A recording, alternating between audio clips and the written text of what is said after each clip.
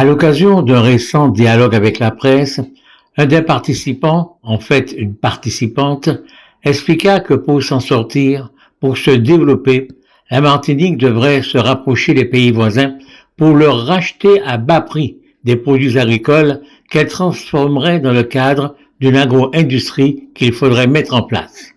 Elle n'a pas précisé le marché visé par la production de cette agro-industrie.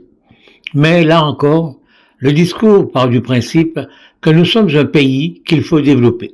Or, nous sommes en réalité une partie de la France, un des pays les plus développés du monde.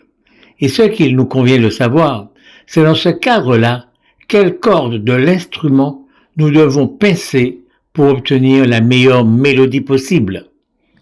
Nous savons bien que la Martinique ne peut pas être plus prospère qu'elle ne l'est aujourd'hui en devenant indépendante.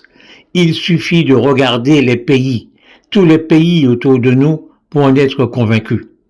Il suffit aussi de considérer les atouts dont nous disposons, dans quelque domaine que ce soit, et nous n'en voyons guère. C'est pour cela que ce qui se renforce actuellement, c'est le clan de l'autonomie, tandis que celui de l'indépendance s'est réduit comme peau de chagrin. Et l'autonomie, c'est que le gouvernement continue de nous consacrer les fonds qu'il nous consacre actuellement, mais qu'il accepte que ces fonds, ce soit nous qui les gérions plutôt que lui. La première chose qu'il convient de dire à ce propos, c'est que ce qui est demandé là est très douloureux pour la classe politique française. Les femmes et les hommes politiques sont forcément des gens qui aiment le pouvoir. C'est pour cela qu'ils font de la politique. Et de fait, on demande à ceux d'entre eux qui exercent leur pouvoir en Martinique d'y renoncer. Sur le plan humain, sur le plan individuel, ce n'est pas évident. Sur le plan de l'éthique non plus. Il s'agit quelque part de prendre l'argent des Français hexagonaux et de le confier à ces ultramarins sans qu'on sache ce que, dans le cadre de l'autonomie, ils veulent en faire et ce qu'ils sauront en faire. D'autant que l'expérience montre, avec le transport, l'eau, les déchets, que nous ne sommes pas des gestionnaires hors pair. C'est là où on en est aujourd'hui.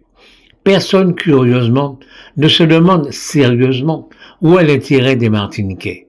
Il n'est pas écrit dans le marbre que leurs élus seraient de meilleurs gestionnaires que les fonctionnaires et les politiciens français qui ont tout de même su faire de la France ce qu'elle est aujourd'hui.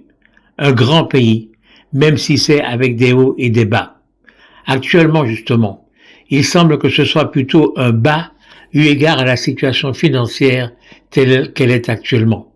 Et cette situation financière, précisément, impacte forcément la politique et le comportement du gouvernement vis-à-vis des régions ultrapériphériques. Il peut, par exemple, le gouvernement, accéder à une demande d'autonomie tout en expliquant qu'il ne peut pas mettre à la disposition du territoire les mêmes sommes qu'aujourd'hui. Ce serait évidemment un vrai crève-cœur pour les autonomistes. Vont-ils prendre le risque d'assumer une baisse de notre niveau de vie juste pour avoir plus de pouvoir? Se sentent-ils capables de faire mieux, ou en tout cas aussi bien, avec moins d'argent? Rappelons que l'histoire de la France nous enseigne qu'elle, la France, n'a pas toujours facilement, et dans une entente cordiale, renoncé à la gouvernance de quelque territoire que ce soit qui était sous sa domination.